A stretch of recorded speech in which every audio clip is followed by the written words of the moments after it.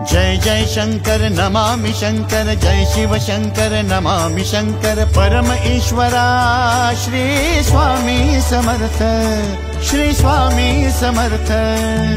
भूजल पालक तेज विधायक मोक्षदायका श्री स्वामी समर्थ।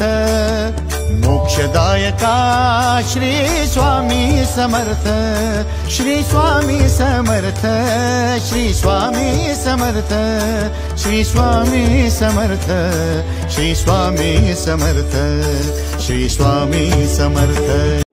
हॅलो हॅलो, हा बोला. श्री स्वामी समर्थ ताई. श्री स्वामी समर्थ ताई. अनुभव शेअर करायचा आहे? हो हो हो ताई.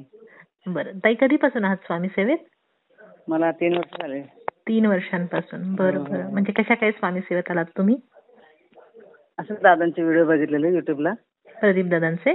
हो, प्रदीप दादांचे व्हिडिओ बघितलेले युट्यूबला. बरं. त्याच्यावर मग मी स्वामी सेवेत आले. म्हणजे पहिल्यांदा मी खूप वर्षापूर्वी लग्नाच्या अगोदर करत होते.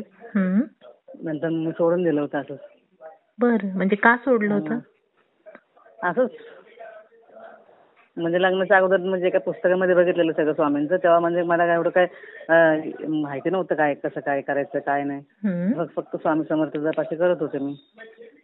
नंतर मग माझ्याकडे ते स्मार्ट वॉच मोबाईल आल्यानंतर मी म्हणजे स्वामी दादांचे अनुभव बघितले सगळे. मग त्या ताईंना फोन केला, त्यांनी ग्रुपमध्ये ऍड केलं. महिला सेवेकरिता? मेसेज. हो. बरं. मग त्यांचे ते अनुभव वगैरे वाचायला लागले. मग मी स्वामी सेवेत आले. मग दादांच्या मठात गेलो आम्ही नोव्हेंबर 2022 मध्ये. बरं. नाशिकला? नाशिकला. मग तुम्ही एकटा गेला होता मग? नाही, मी माझे वडील होते, माझ्या बहिणीची मुलगी, माझ्या बहिणीचा मुलगा आणि माझा मुलगा. हो. अरे वा. आम्ही सगळेजण गेलो होतो. पण माझा मुलगा अजिबात मठात आला नाही आतमध्ये. का बरं? म्हणजे त्याला विश्वास नाही? हा, त्याला विश्वास नाही. म्हणजे नाही काय पण नाही, मी नाही येणार म्हणून. तर आम्ही तिकडे 2 दिवस 4 आणि 5 तारखेला प्रश्नोत्तरचा प्रोग्राम होता ना, ते कार्यक्रम होता. बरं. हा, तर तेव्हा आम्ही गेलेलो. तेव्हा सगळं म्हणजे प्रश्न वगैरे म्हणजे दादांना विचारले होते मुलासाठी. त्या सेवा केल्या होत्या मुलासाठी. बरं. म्हणजे त्याच्यात थोडा फरक जाणवला होता असा. म्हणजे कशा संदर्भात सेवा होती ही? म्हणजे मुलगा म्हणजे ऐकत नाही, जिद्दीपणा करतो. अच्छा. त्यासाठी दादांनी आणि शिक्षण म्हणजे शिकत नाही बरोबर. अभ्यासासाठी त्याच्या? अभ्यासासाठी. हो. बरोबर. आणि बहिणीचं मग लग्न होत नाही, त्यासाठी पण दादांनी सेवा वगैरे दिल्या होत्या. 7 गुरुचरित्र पारायण वगैरे दिलं होतं. बरं. हो, पण तिला वेळ नाही तर ती बोलली मला जमणार नाही म्हणून. मला अरे कर ना. तिने बोलली नाही नंतर बघू म्हणून. तिने नाही केलं त्याच्यावर. म्हणजे अजून लग्न नाही झालं. पण दादांनी सांगितलं सेवा करा. आणि मुलांना सांगितलं शिकला नाही की त्याला IT मध्ये टाका. अच्छा. पण तो अजिबात मठातच नाही आला. हो का? बरं. हो. मग तुम्ही त्याच्यासाठी जी सेवा दिलेली ती केलीत का? हो, मग मी ती सेवा केली त्याच्यासाठी. पण तो 12वी पर्यंत झाला म्हणजे पास चांगला. हो का? मोठी काळजी नसते आईला. हो का? नंतर बोलला मग मला नाही शिकायचं, तू सांगितलं ना तेवढं शिकलं आता बस झालं म्हणे. मला माझ्या डोक्यात राहत नाही. म्हणजे 12वी पास व्हावी याच्यासाठी मुख्यतः सेवा घेतलेली तुम्ही? सेवा घेतलेली. ते काम पार पाडलं. बरं. आता म्हणजे कसं ना, माझ्या बहिणीसाठी अनुभव शेअर करायचा आहे मला. बरं. आता जुलैमध्ये ती खूप आजारी पडलेली अचानकच. अशी तिला उलट्या जुलाबाने खूप म्हणजे सिरियस झाली होती. म्हणजे ती अशी पेशंट सांभाळायचं कामाला जायची ना. पेशंट्सना सांभाळायचं? बरं. सांभाळायचं. एजन्सी थ्रू जे येतात? हा, एजन्सी थ्रू. तर तिला अचानक असं उलट जुलाब व्हायला लागलं. तिने म्हणजे 12:30ला तिला रात्री जुलाब व्हायला लागले. आणि अशी जुलाब की तिला वाटलं की सकाळपर्यंत थांबतील म्हणून. नॉर्मल असं नेहमी कसं असेल म्हणून. म्हणजे खाण्यापिण्यात काही आलं होतं का? कशामुळे उलट्या झाल्या? काहीच नाही. डॉक्टरने काहीच डिक्लेअर नाही केलं असं तिला कशामुळे झालं म्हणून. मग? हा, ती एवढी सिरियस झाली. 6 वाजता मग त्याच्या मॅडमने तिकडचे काम करत नाही तिकडच्या मॅडमने फोन केला, तुमची बहीण खूप सिरियस झालेली आहे, टॅक्सीने या. आणि सायनला कामाला होती ना ती. अच्छा. हा, आणि टॅक्सीला तिकडे थांबवा.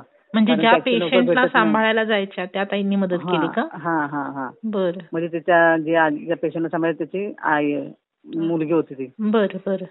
तिने फोन करून सांगितलं. तर माझ्या बहिणीला पण तिने फोन केलेला, माझ्या बारक्या बहिणीने. मला उलटी जुलाब होते. तर माझी बहीण काय बोलली, 4 वाजता तिला फोन केलेला. ती बोलली येऊ का? तर बोलली नको अगं, 4-6 वाजेपर्यंत बरं नाही वाटलं तर मी सांगेल तुला फोन करून. तिला काही नंतर तिने मग तीच बोलली मॅडमला, मॅडम फोन करा माझ्या बहिणीला, मला खूपच त्रास होते म्हणून ती कमरवरच बसलेली होती. अरे बापरे. हा म्हणजे उलटी आणि जुलाब हे दोन्ही हा सुरू होतं. तिला वाटलं थांबेल म्हणून 4 वाजेपर्यंत तिला काही त्रासच म्हणजे होतच होते. 6 वाजता पण मॅडमने सांगितलं, मॅडम आता मला खूप सहन नाही होते, मला रात्रभर उलट्या जुलाब होत आहेत म्हणून. अरे मग तिला हॉलमध्ये मॅडमने बसवलं. तरी ती हॉलमध्ये उलट्या केल्या, तिच्या उलट्या मॅडमने साफ केल्या, तिला डायपर लावला. हो, तिची खूप सेवा केली तिने. मॅडमची पण कमाल आहे हो. हा ना, नाही तर किती म्हणजे हाडतूड करतात असं ना. हो, आपल्याकडे आलेल्या माणसाला. 6 वाजता तिने फोन केला. माझी बहीण बोलली, माझ्या बहिणीला फोन करून बोलला म्हणून. मग माझी बहीण गेली पटकन अशी, तर तिला बघितली कमरवर अशी नुसती मान टाकून बसलेली होती. हा, म्हणजे तुम्ही तिघी बहिणी आहात का? हे धाकट्या बहिणीच्या बाबतीत झालंय? हो, धाकट्या सगळ्या लासवाली बहिणी. बरं. आणि तुमची मोठी बहीण जी आहे ती मदतीला गेली? हो, ती मदतीला गेली. बरं. तिची बहीण, माझ्या बहिणीची मुलगी पण होती तिच्या बरोबर. मग तिने बघितलं तिथे दोघं तिथेच राहिला रडायला. तिला पटकन मग तिघींनी पकडलं आणि टॅक्सीमध्ये टाकलं. टॅक्सीमध्ये टाकलं, हॉस्पिटल सायन हॉस्पिटल बोलली. ती मॅडम बोलली सायन हॉस्पिटल, सायनच कामाला होती ना, सायन हॉस्पिटल जवळ तिथे तिला घेऊन जा म्हणून अशी बोलली ती. मग तिथं हॉस्पिटलमध्ये घेऊन आल्याबरोबर तर इमर्जन्सी वॉर्डमध्ये तिला सांगितलं, पटकन तिला चेअरमध्ये टाकलं आणि तिला डायरेक्ट डॉक्टरने ऍडमिट केलं. ऍडमिट केल्यावर डॉक्टर बोलले की सिरियस केस आहे, म्हणजे वाचणार नाही म्हणून. एवढं भयंकर झालं होतं? हो, एवढं तिला भयंकर झालं होतं. अरे बापरे. तिला बघूनच म्हणजे उलटी तुला म्हणजे तिला सलाईन लावलं ना, दोन्ही हाताला सलाईन लावला तिला डॉक्टर लोकांनी. आणि तिला काय म्हणजे सहनच होईना, म्हणजे उलटी सलाईन पण तिच्या पाण्यात उलटी आणि जुलाबा वाटे सगळं जायला लागलं शरीरात. बीपीचे आणि बहिणीला बघितली ना त्यावेळेस ती पूर्ण काळी पडलेली. अरे बापरे. पूर्ण शरीराचा बीपी एकदम 0 झाला होता. 0 झाला होता बीपी? 0 एकदम बीपी 0 झाला होता तिचा. बापरे. मग तिचा बीपी आणायचं खूप डॉक्टर लोक प्रयत्न करत होते. इंजेक्शन देत आहेत, औषधं देत आहेत, दवा पाजतात, तिला काय सलाईन लावतात, तिला काही फरक नाही. मी असं दुपारचं तिला ना काय करा, आणि म्हणजे माझ्या बहिणीची मुलगी ना जॉबला जाते ना ती पण, तर मुलं काय अचानक आता फोन उचललाच म्हणून बाय पण फोन, माझ्या बहिणीला आम्ही बाय म्हणतो ना, बाय पण फोन उचलत नाही. तर ते माझ्या बहिणीच्या मुलीने फोन उचलला, तिला फोन केला. तर मला आज काय कामाला नाही गेली, तर मुलं थांब आई संग बोल. बरं. तर मग तिने मग माझ्या बहिणीला फोन दिला, ते लागलं रडायला. आम्ही नुकतीच मंदिरातून बाहेर येत होते, मी शंकराच्या मंदिरातून. बरं. मी म्हटलं म्हटलं काय ग काय आलं, म्हणजे अगं ते म्हणजे भारतीला ऍडमिट केले, असं तिला त्रास व्हायला उलटी जुलाबाचा. तर मला थांब थोड्या वेळ फोन ठेवला. मी तिला परत फोन केला तर म्हणाले अरे बघ ना, तिला गायला सगळं खाद्य करतायत, असं तसं डॉक्टरने सांगितलं सिरियस आहे, उलटी जुलाबाने सकाळपासून तर रात्रभर त्याला उलटी जुलाब होत आहे, त्याला लागून रडायला. मी घरी आले, तसेच घरी माझ्या सासूला फोन केला, मला माझ्या बहिणीला असं प्रॉब्लेम होता, मी चालले म्हणून. 2 वाजता मी करू का, पटकन मी योगेश दादांना फोन केला. बरं. योगेश दादांना रडत फोन केला. ताई बोला तुम्ही घाबरू नका, तुम्ही थांबा जमारण, तुम्हाला सेवा देतो म्हणून. मग दादांचा 5 मिनिटं झाले तरी फोन येईना. मग मी तोपर्यंत सगळे मंदिरामध्ये सगळी तयारी करून घेतली की दादा काय सेवा देतील म्हणून. पेन पेपर वगैरे सगळं घेऊन बसले. दादांचा फोन नाही आला. मग योगेश दादांना मी स्वतःहून फोन केला. तर मी रडायला लागला. दादा बोलले तुम्ही दाई रडू नका, शांतीने सांगा काय झालं. मी सांगितलं माझ्या बहिणीला उलटी जुलाबाने खूप हैराण आहे आणि डॉक्टरने सांगितलं सिरियस आहे म्हणून, म्हणजे काय गॅरंटी नाही म्हणून असं सांगितलं. आणि त्या टायमाला म्हणजे बहिणीने सांगितलेलं की भावाकडून सिग्नेचर करून घेतली डॉक्टरनी, आता काय करू म्हणून. मी ती लागली फोनवरतीच रडायला मला. पण ते खूप रडले. वडील माझ्याकडेच होते इथे. आणि सासऱ्याच्या तब्येत ठीक नव्हती म्हणून सासऱ्याला बघायला आले होते ते. त्यांना सांगितलं, ते पण लागले रडायला. आता 2-4 मिस्टर बोलले, रविवार होता, मिस्टर पण घरी होते. माझे मिस्टर बोलले अरे आता रविवारी गाडी 4ची गाडी 4:30ची डेक्कन भेटेल तुला, आता एवढं लवकर कुठे बस पण नाही भेटणार आणि खूप पाऊस त्याच्यामध्ये. हो ना. मी काय करू आता. मी म्हटलं पटकन मग दादांना मीच फोन केला आणि दादांनी मग मला सेवा दिली.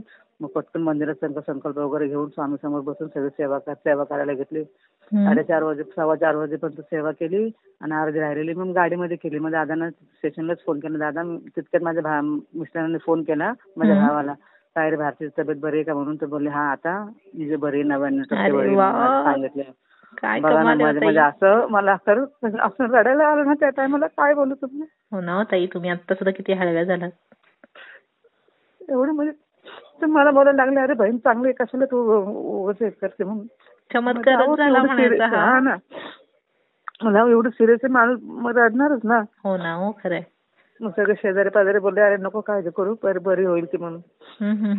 स्टेशनवरून मग दादांना सांगितलं, दादा आता ती म्हणजे डॉक्टरने सांगितलं आउट ऑफ याच्यामध्ये बाहेर आहे. म्हणलं दादा बाकीची सेवा मी गाडीमध्ये केली तर चालेल का. महामृत्यूंचे मंत्र वगैरे गेला होता ना, ते राहिले होते सेवा 3 माळ. मग तिथे गाडीमध्ये सगळं सेवा आम्ही केल्या बाकीच्या. अच्छा. तारक मंत्राचं पाणी वगैरे घरातून बाटली भरून मग ती बाटली टाकून घेऊन गेलेली मी. बरं. मग 8:30 वाजता गेले तर तिला बघून तिथं मी जोरजोरात राहिला. माझ्या बहिणीने मला बाजूला घेतली, नको तुझ्या समोर रडू.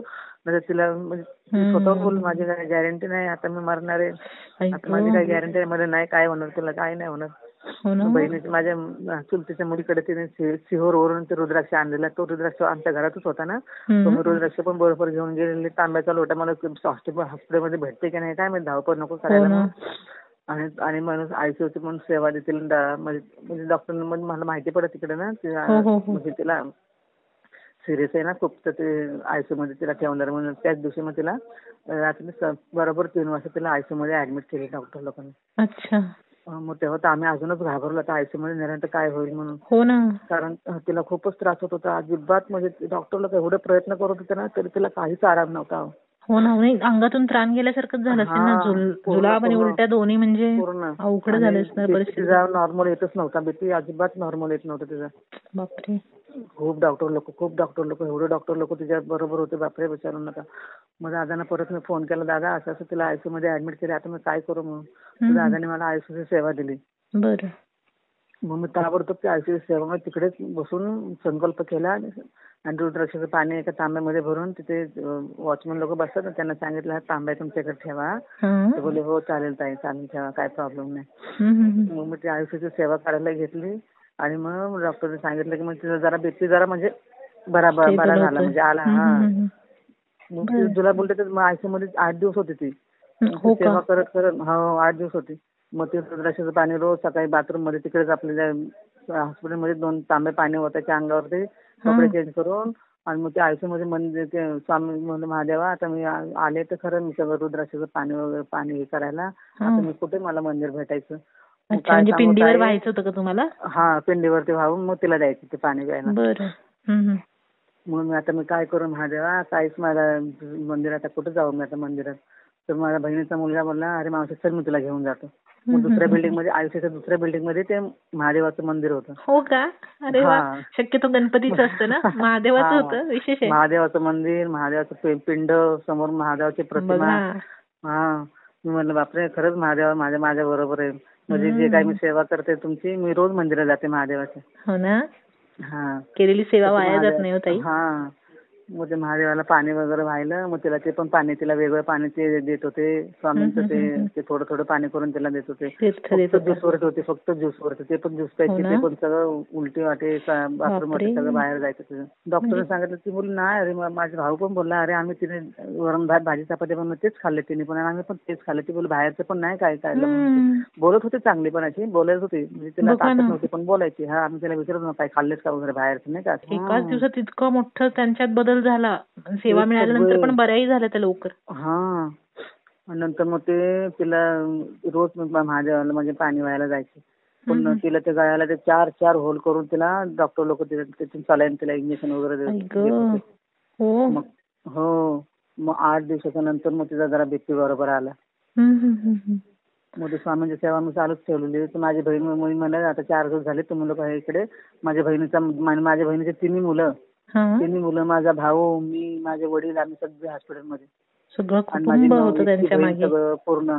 कारण डॉक्टर लोक जे सारखे सांगायचे डायपर घेऊन, आम्हाला काही एवढं आयडिया नाही ना की डायपरचं पूर्ण बॉक्स घेऊन ते हे घेऊन ये म्हणून. अचानकच झालं ना, एखादा माणूस आजारी असेल तर आपल्याला तयारी असते, मानसिक तयारी असते ना, काय लागतं काय नाही.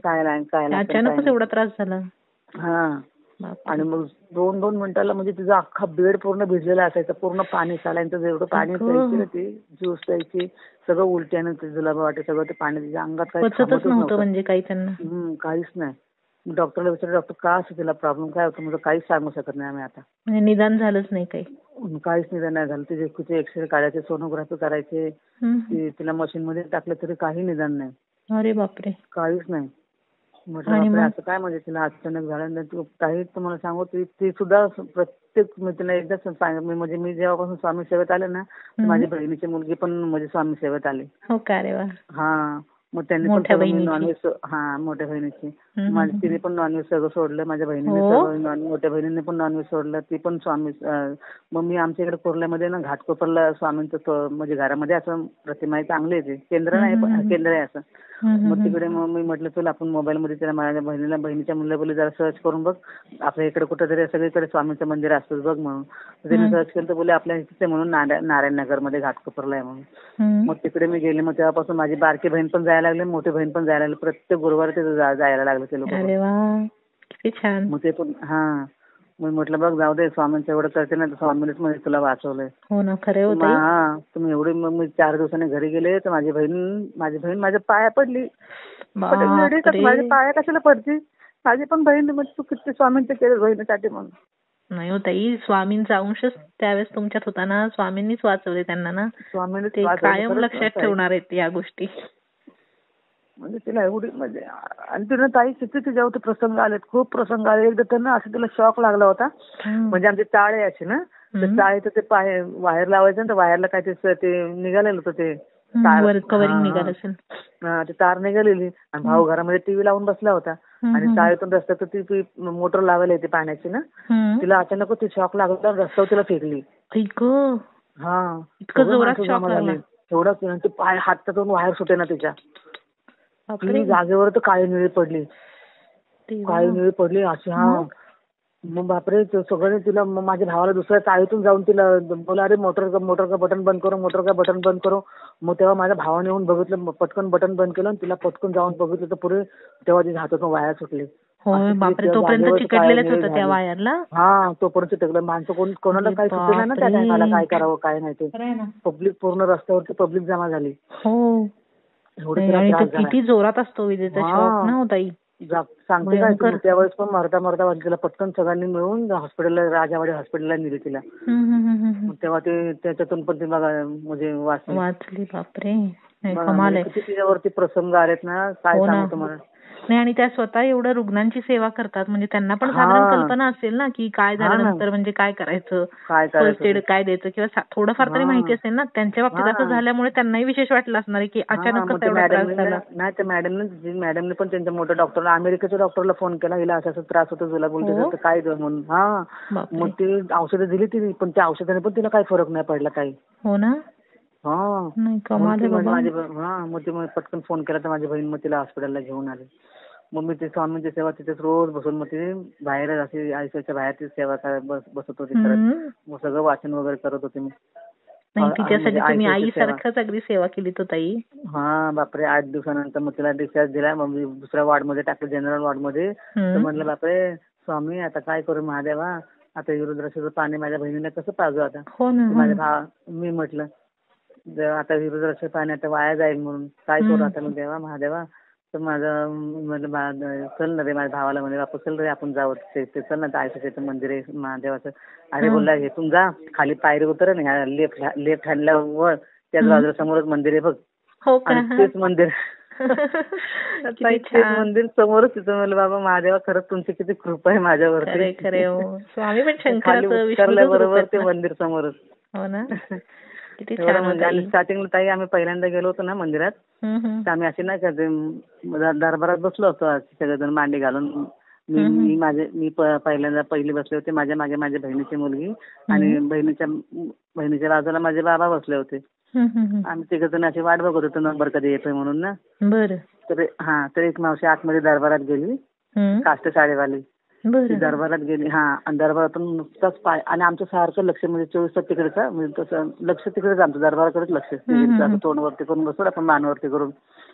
बरोबर. तसं आमच्या तिघींचं लक्ष, माझ्या वडिलांचं पण, माझ्या बहिणीच्या मुलीचं पण आणि माझं पण.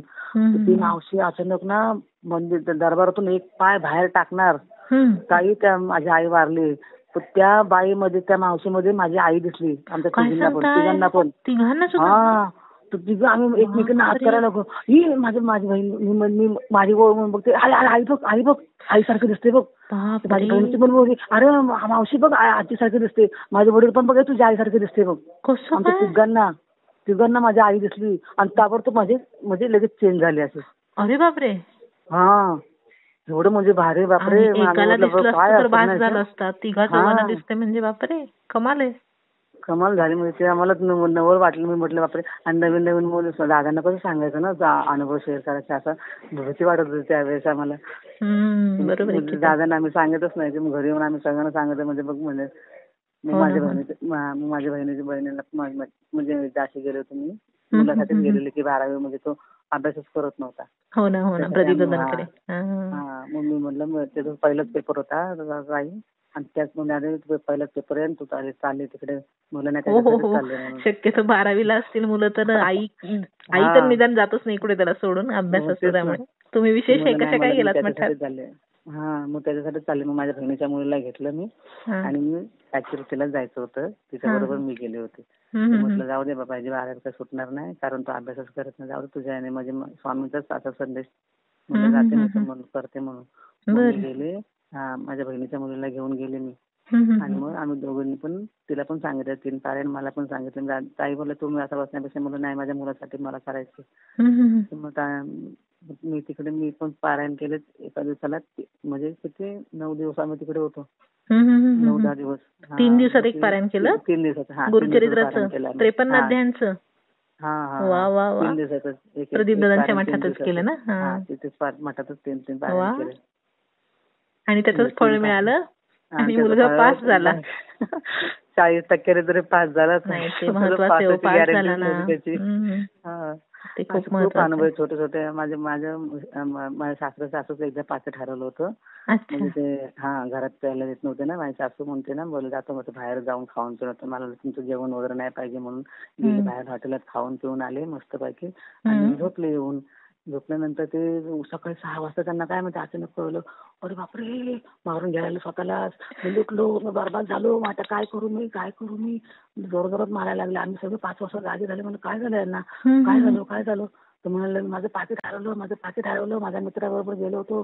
माझा दीर लगेच 8 वाजता गेले पोलीस कंप्लेंट करायला कारण त्यांचा पुरा ते पेन्सिल भेटलेली त्यांना. ते भेटलं ते पेन्सिल भेटली त्यांची ती 22-23 हजार रुपये. अरे बापरे एवढे पैसे होते?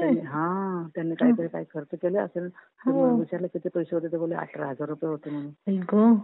मग पटकून त्यांच्या काही बँकेचं सगळं ते सगळं अकाउंट वगैरे बंद केलं. ब्लॉक केले. कार्ड सगळं ब्लॉक वगैरे केलं. आणि नंतर मित्रांना जाऊन विचारलं हॉटेलमध्ये जाऊन सीसीटीव्ही कॅमेऱ्यामध्ये बघितलं. ते हॉटेलवाले ओळखीचे मालक ना त्यांनी पण बोलले नाही बाबा आमच्या हॉटेलचा स्टाफ असं नाही असं तर ठेवलं असतं आमच्याकडे दिलं असतं. नाही सगळं कुठेच नाही भेटलं. तर मित्रांना वगैरे शेवा वगैरे दिला नाही तो असाच आहे तसाच आहे त्यानेच घेतला असेल नाही होऊन पडतोय खूप झालं. मग त्यांचं मुंबईला जायचं ना सगळं तेव्हा पेन्सिल आणायला मुंबईला जायचं प्रत्येक महिन्याला. मग ते लोणावळ्यात करून घेतले. मी लोणावळ्यात राहायला आहे ताई. अच्छा लोणावळ्याच्या बँकेत ट्रान्सफर केलं? मग ते ट्रान्सफर केलं त्याला पूर्ण म्हणजे महिना गेला. दुसरं ते पेन्सिल पण आली त्यांची. बरं. पण पहिल्या पेन्शनचे पैसे अजून मिळत नव्हते हरवले पैसे ते. मी तेव्हा नुकतीच म्हणजे ते दादांचे सगळे व्हिडिओ बघायचे नाही तर ते घोर कष्ट स्रोत म्हटलं गुरुवारच होता. स्वामी समर्थ आहे घोर कष्ट स्रोत मी ऐकते कारण मला अजूनपर्यंत येत नाही बोलायला कारण ते खूप अवघड असतं ना. बरोबर आहे. वासुदेवानंद सरस्वती रचित घोर कष्टोद्धरण स्तोत्र. मी मोबाईल वरती त्या दिवशी ना म्हणजे अर्धा थोडं काम करत वेळ भेटला की वाचायची वेळ भेटला की ते ऐकायचं. हो का? 108 वेळा ते घोर कष्ट स्तोत्र गुरुवारचे. अरे बापरे. गुरुवारचं ऐकलं आणि दुसऱ्या दिवशी मला गुरुवारच्याच दिवशी आदल्या दिवशी मी बुधवारचं ऐकत होते. गुरुवारच्या दिवशी असेच मी बेड चादर चेंज करायसाठी कपाट खोललं माझ्या सासूचं. तर ते कपाट खोलत होते म्हणलं बापरे चादर एक पण दिसत नाही काय नाही. मी सगळं असं पलटी करून बघत होते आतमध्ये हात घालून कुठे फसले का काय चादर वगैरे छोटी बेडची तर भेटतच नव्हती चादर. मी आतमध्ये बघत होते मला सापडली तुम्ही काढली तर बघते तर आतमध्ये घालून बघितलं तर पाकिट भेटलं. पटकन पाकिट तिथेच ठेवलं म्हणजे असं लावलं दिलं आत्या इकडे सासूबोली काय झालं हो डॅडींचं पॅकेट बघा इथे. मी नाही बाबा हात लावून बघा तेच पॅकेट आहे का म्हणून. सासूने बघितलं तर म्हणजे अरे हे तर नवीन पॅकेट त्याने ठेवलं असेल म्हणून पिऊन त्याला लक्षात नसेल म्हणून. म्हणजे बघा ना ते पॅकेट खोलून बघितलं त्यामध्ये पैसे मोजले तर त्यामध्ये 18,000 रुपये. घोर कष्ट स्तोत्राची कमाल. मग त्यांना दिलं हो बघा दात घासत होते. तुमचं पाकिट आहे का म्हणजे अरे कुठं सापडलं बघा पैसे किती आहेत बोले 18,000 रुपये होते मोजले बरोबर 18,000 रुपये. वा वा वा किती छान होता. मग त्यांनी काय केलं प्रत्येकाने घरामध्ये सगळ्यांना नातवांना 3 नातवंड त्यांचे 3 तिघांना पैसे दिले 500 रुपये. आमच्या 2 गावांना 500 रुपये दिले. मी लगेच माझ्या सासूला बोलले दुपारी सगळं काम वगैरे झालं. 3-3:30 माझ्या जावेच्या मुलीला घेतलं आणि मंदिरात गेले. वा वा वा. रिक्षा पकडली. रिक्षावाला पण म्हटलं तर बापा रिक्षाला थांबू शकत नाही, कारण रिक्षावाला थांबत नाही, जास्त पैसे घेतात. हो ना हो ना. ते जायची मुलगी म्हणे मला भूक लागले, तिला मग समोसा वगैरे घेतले, आम्ही रिक्षामध्ये खाल्ले, स्वामींच्या मंदिरात गेलो, हा फुल सगळं घेतलं. स्वामीने सांगितलं बाबा असं माझ्या सासऱ्याचं पाकिट भेटलं म्हणून, तुमच्याच कृपेने म्हणून. आणि येताना आम्हाला रिक्षाच भेटले ना, मग तोच रिक्षावाला बघा आम्हाला त्याच दिशेने येताना भेटला, तोच रिक्षावाला. अरे वा, किती छान होता. सगळे पैसे जेवढे 500 रुपये दिले सगळे स्वामी सेवेत मी घालवले, फक्त 50 रुपये उरलेले त्याच्यातले. हो का? नाही त्याच्यामुळे सगळे म्हणजे काय म्हणतात ना, स्वामींचं दर्शनही झालं त्याच्यामुळे. स्वामींचं दर्शन पण झालं. कमालीचे अनुभव आहेत तुमचे ताई, एक एक ऐकत राहावे असे आहेत. तुमच्या बहिणीचा अनुभव तर अगदी म्हणजे अंगावर काटा येण्यासारखंच आहे. हो ना. सेवेत काय ताकद असते कळतं ना, पण अशा प्रसंगांमधून. नाही खरंच छान. मला सगळे म्हणतात ना, कोणी घरात काही बोलू दे, महादेवाच्या मंदिरात जात जा, स्वामींचं करत जा. बरोबर आहे ना ताई. स्वामी समर्थ सारामृत 21 म्हणजे रोज 21 वेळा वाचायचे. हो का? घोरकसं स्रोत, ते तारक मंत्र. बरोबर. मुलांसाठी जे सांगेल ते आपण करत राहिला. खूप छान ताई. तुम्ही खरंच खूप गोड आहात. तुमच्यासारखी मोठी ताई असेल तर धाकट्या बहिणींना काळजी करायची गरजच नाहीये. इतक्या छान तुम्ही मोठ्या ताईची भूमिका निभावताय ताई. खरंच. आणि आम्ही कसे ना, आम्ही तिघे बहिणी आम्ही म्हणजे कसं समजून मिसळून राहतो, म्हणजे काही नाही. तेच महत्वाचं आहे ताई. आपण एकमेकांना सांभाळणं, आपली नाती सांभाळणं हेच जास्त महत्वाचं आहे आजच्या जमान्यात. कारण पैसा वगैरे आहेच, जगण्यापुरता तो लागतोच, त्याला नाकारताच येत नाही म्हणा, पण त्याच्या पलीकडे जाऊन सुद्धा काही गोष्टी आहेत की ज्या पैशांनी होत नाहीत. अशा प्रसंगांना माणसंच जास्त महत्वाची असतात ना. ती नसतील तर नुसता पैसा घेऊन काय करायचं ताई? काय करायचं. नाही खरंच स्वामींनी तुमच्यावर छान कृपाहस्त ठेवलेला आहे, आणि असेच स्वामी तुमच्या पाठीशी कायम उभे राहोत, तुमच्या संपूर्ण कुटुंबाचं रक्षण करोत, आणि तुम्हाला खूप छान तुमच्या प्रगतीचे दिवस येवोत, ही मी स्वामींचरणी प्रार्थना करते. खूप छान वाटलं मला ताई तुमच्याशी बोलून. मी हे अनुभव शेअर करते. हो. श्री स्वामी समर्थ ताई. श्री स्वामी समर्थ ताई.